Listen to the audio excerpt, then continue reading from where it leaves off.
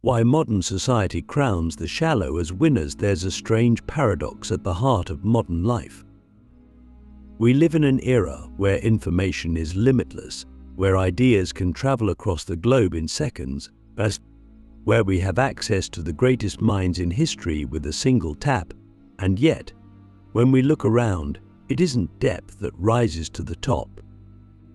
It's not wisdom, nuance, or integrity that gets rewarded. It's the loudest voice, the most polished image, the most shareable persona. Somehow we've built a world that celebrates the shallow and sidelines the profound. And if we don't understand why this is happening on a deep, philosophical level, we risk becoming part of the performance without even realizing it. Let's start with the obvious question: what does it mean to be shallow? It's not just about lacking intelligence. Shallow people can be clever, they can be articulate, even charming. Shallow doesn't mean stupid. It means surface level. It means prioritizing appearance over substance, metrics over meaning, perception over truth.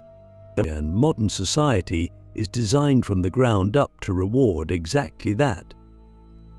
The platforms we use, the media we consume, the jobs we pursue, the conversations we have, they all push us, subtly and relentlessly, toward the surface, toward polish, toward performance. Think about social media for a moment. You could spend years developing a deep understanding of ethics, or literature, or the nature of consciousness. But if someone else posts a 15-second video with a catchy soundbite and a good filter, guess who gets more attention? It's not the one with depth, it's the one with visibility. The one who knows how to play the algorithm. The one who knows how to look wise without necessarily being wise. And the scary part is, the world starts to believe that visibility equals value, that followers equal authority, that influence equals insight. But those are illusions, and yet they shape everything. Here's the uncomfortable truth. We have built a culture that treats attention as the highest currency. Not honesty, not virtue, not understanding, just attention. And attention is easy to get if you're willing to be shallow enough. If you're willing to reduce complex issues to slogans. If you're willing to trade nuance for virality. If you're willing to become a caricature of yourself just to keep the spotlight. That's the game, and the ones who refuse to play it often get left behind. Click subscribe to this channel to get more profound insights. But it wasn't always like this. In ancient times, success meant something different. But to the Greeks, the highest form of life wasn't fame, it was excellence. Arte, living in accordance with your highest virtues. Socrates didn't care about being admired, he cared about being honest, even if it meant questioning everything and annoying everyone. Diogenes didn't chase approval, he chased freedom. He rejected shallow status symbols and lived in a barrel, not because he was crazy, but because he saw how absurd society's values had become. He knew that when society rewards the superficial, truth becomes dangerous. And that's what we're facing now. A world where truth is dangerous not because it's violent or extreme, but because it's boring, because it doesn't fit in a tweet, because it's hard to monetize, because it requires us to slow down and think. And who has time for that anymore? So we crown the shallow. We make them millionaires, influencers, presidents. Not because they have depth, but because they know how to perform. And every time we reward that performance, we reinforce the message that being seen matters more than being sincere. That success isn't about who you are, it's about what people think you are. And slowly, almost imperceptibly, we start to become like them. We start curating instead of communicating, broadcasting instead of reflecting, competing for attention instead of cultivating understanding. But here's the question that should haunt us. What kind of society are we building when the shallow always win? What kind of values are we passing down? What kind of leaders are we creating? What kind of conversations are we having? And more importantly, what kind of people are we becoming in the process? Because this isn't just about celebrities or influencers. It's about us, you and me. Every time we choose entertainment over education, every time we reward charisma over character, every time we choose the easy answer over the difficult truth, we are shaping the world. We are deciding who gets rewarded. And we are telling the next generation, this is what matters. This is what wins. But does it have to be that way? Can we reverse the current? Can we choose to value depth in a world built for speed? Can we reward honesty, even when it's uncomfortable? Can we start asking better questions that don't fit neatly into headlines or hashtags? What if we stopped asking, how many views did this get? And started asking, what kind of soul does this create? What if we stopped measuring success by influence and started measuring it by impact, not on platforms, but on people? What if we built a world where the wise, not just the loud, got heard? These aren't hypothetical questions. They're urgent, because every moment we spend chasing the shallow is a moment we're not cultivating the deep. Every time we reward the performative over the profound, we dig the hole a little deeper. And if we don't stop, we're going to wake up in a world where nothing true can survive because there's no room for it anymore. And that would be the greatest tragedy of all, not that the shallow win, but that we let them. Not because we had to, but because it was easier. The metrics of illusion, how we mistake numbers for meaning somewhere along the way. We stopped asking why something matters and started asking how much. How many views, how many likes, how many followers, how many downloads, how many dollars? We replaced quality with quantity, meaning with metrics. And now we treat numbers as if they're sacred proof that something is important, valuable, successful. But numbers, by themselves, are empty. They don't speak to wisdom or depth or truth. They only speak to attention, and attention, as we've already seen, is one of the most easily manipulated currencies in the world. Let's be honest, we live in a culture where someone can post a video about absolutely nothing, no purpose, no insight, no contribution, and if it gets 10 million views, we assume it's meaningful. We assume it must be worth watching. Because in our minds, numbers equal value. But that's an illusion. Just because something is popular doesn't mean it's important. And just because something is everywhere doesn't mean it's worth your time. In fact, the most important truths, the ones that challenge us, transform us, or humble us, are often ignored. Not because they're wrong, but because they're hard. And we don't like hard. We like easy. We like fast. We like anything that gives us the feeling of engagement without the cost of effort. That's why shallow content wins. It's digestible. It's optimized.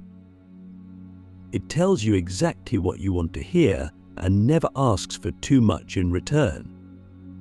You can scroll past it, consume it, share it, and forget it all within seconds. But depth doesn't work that way. Depth demands attention. It demands discomfort. It asks you to sit with uncertainty, to wrestle with nuance, to think. And in a metrics-driven world, thinking is a liability. Here's the deeper problem. When you start to measure value only by numbers, you begin to distort your values. You begin to chase what will perform, not what is true. You start shaping your words, your actions, even your beliefs around what gets traction. And slowly, the truth becomes secondary to the algorithm. Integrity becomes negotiable. Authenticity gets sacrificed on the altar of engagement. And the most dangerous part, you might not even notice it happening. Because the shift is so subtle, so gradual, it feels like growth. It feels like success. But it's not growth, it's compromise. It's the slow erosion of your soul in exchange for a dopamine hit.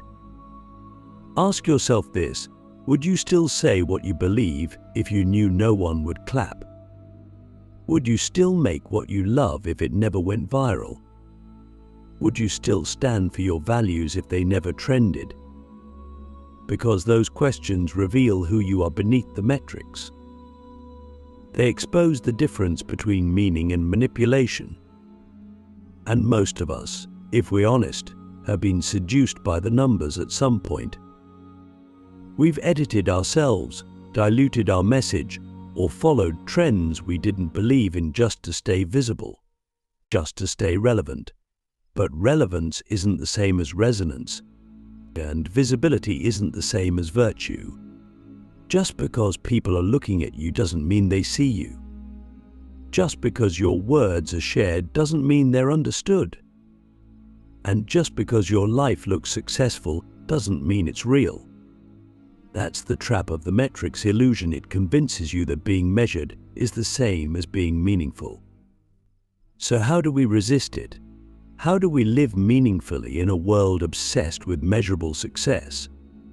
We start by reclaiming our attention, by refusing to let algorithms dictate our values, by choosing to engage with what's real, even if it's unpopular. We read the longer article. We watch the slower video. We have the deeper conversation. We celebrate the creators and thinkers who offer substance over style, even if they only have a few followers. Because every time we choose meaning over metrics, we're reprogramming the culture. We're saying, this matters. This is enough. This is worth it. And maybe that's the most radical act in a world like ours. To create for love, not likes. To speak with honesty, not strategy. To live with purpose, not for performance. Because at the end of the day, numbers won't remember you. Algorithms won't mourn you, but people will. And what they'll remember isn't how many views you got, it's how deeply you made them feel something true. The hollow crown, why we mistake performers for leaders. There's a growing emptiness at the heart of our leadership, a hollowness that's hard to name but impossible to ignore. We feel it in our institutions, in our politics, in our workplaces, even in the influencers and personalities we're told to admire.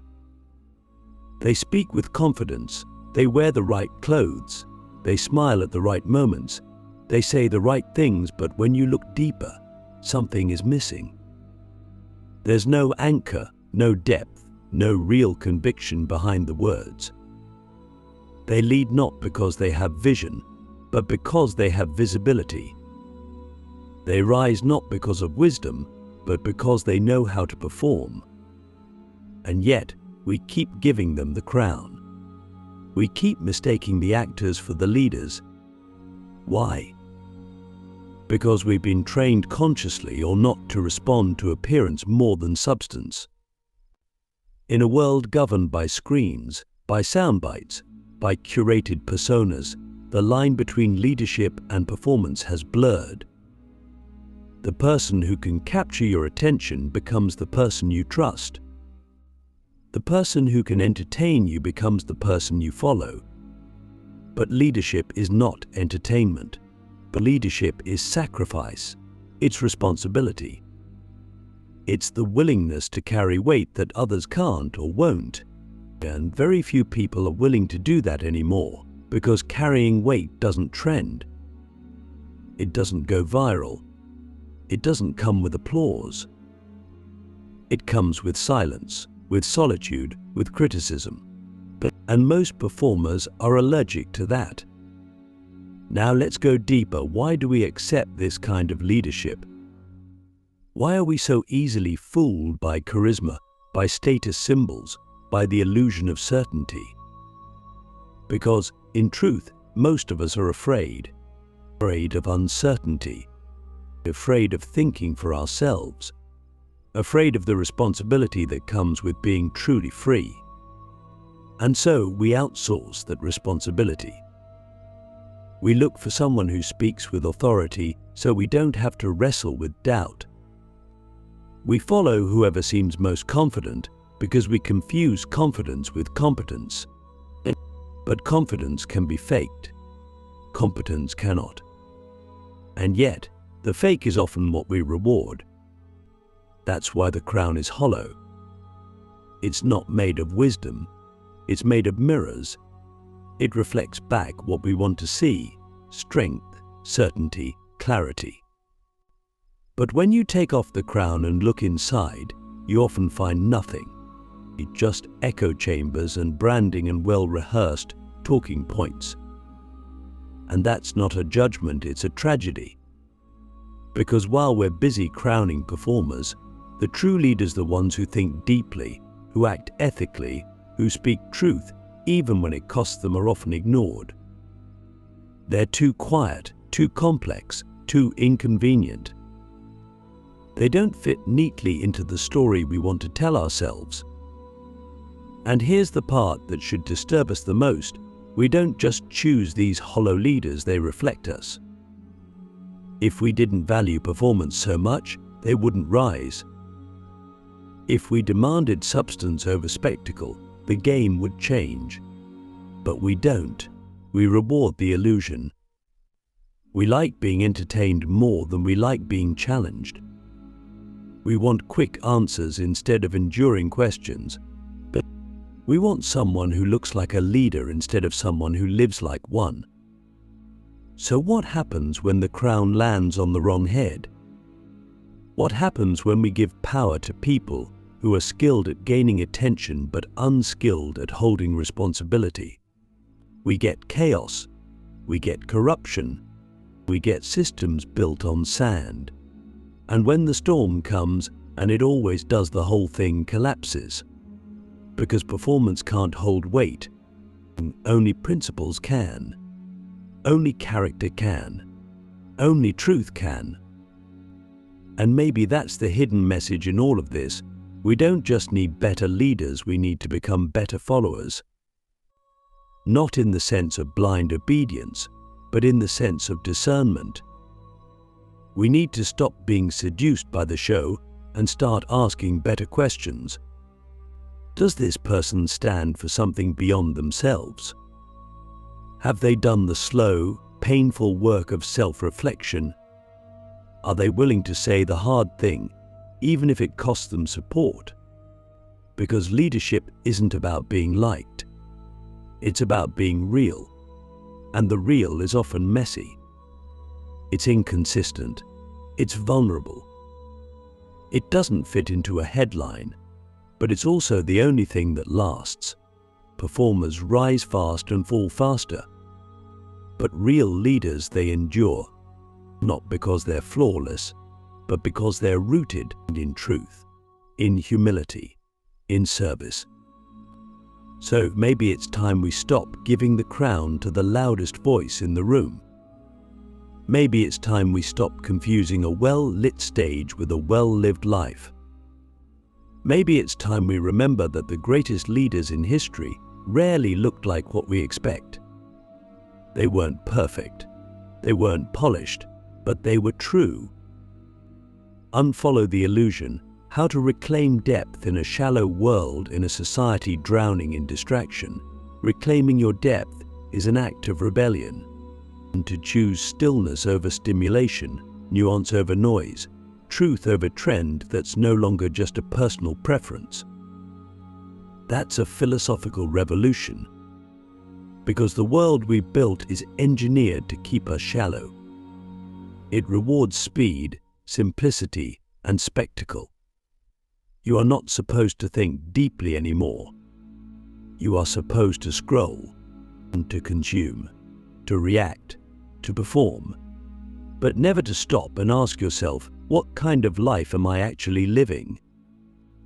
Let's ask the brutal question, when was the last time you sat with a thought long enough to feel uncomfortable? Not just entertained by an idea, but transformed by it. Not just agreeing with a quote, but letting it dismantle you. Most of us don't do that anymore. We're too busy performing for invisible audiences. Every post is a curated signal. Every opinion is a brand extension. Every thought is filtered through how will this be perceived. And somewhere in that performance, the real self begins to die. Slowly, pray, quietly, tragically. So how do we stop? How do we reclaim the part of us that refuses to be reduced to views, likes, and shallow approval? We start by unfollowing the illusion. Not just digitally, but mentally, spiritually. We stop worshipping charisma. We stop surrendering our attention to the loudest voice in the room. We stop believing that success is synonymous with visibility. Because it isn't. Some of the most successful human beings in history were invisible in their time. Some of the wisest were ignored, hated, erased. But they kept going. Because their pursuit wasn't applause, it was truth. And that's what we have to return to, the pursuit of truth. Not truth as branding, not truth as performance, but truth as a way of being. That means saying what you mean, even if it's unpopular. It means doing what's right, even if it's unseen. It means being who you are, even if it costs you everything that isn't real. That's what depth is. It's not about being mysterious or poetic. It's about being whole, about not needing to be seen to feel valid, about not needing to be praised to feel purposeful. Want to reclaim depth? Start by limiting your exposure to the shallow. Shut off the noise. Spend time in silence. Read slowly. Write without posting. Think without broadcasting. Choose conversations that stretch you. Surround yourself with people who challenge your thinking, not just your aesthetics. Create something that takes time. Something that might never go viral, but will matter to someone, especially to you. And most of all, ask better questions. Ask yourself, if I lost the audience, would I still do this? If no one ever clapped, would I still speak my truth? If I had nothing to prove, what would I pursue? These questions are not easy. They demand that you peel away every layer of performance, every illusion of identity, every borrowed idea. But underneath all that noise, there is something waiting, something ancient, something true. You. You don't need to be everything to everyone. You don't need to be seen to be valuable. You don't need to win the game of shallow metrics to live a deep life. You just need to see clearly and to reject the illusion that the world has sold you and choose something harder, quieter, but infinitely more meaningful. Because in the end, the shallow may win the moment, but the deep, the true, the real, they win eternity. And if you can find the courage to live for that, not for the flash of attention, but for the weight of meaning, then you're no longer a victim of this world's illusions. You become free. You become dangerous. You become real.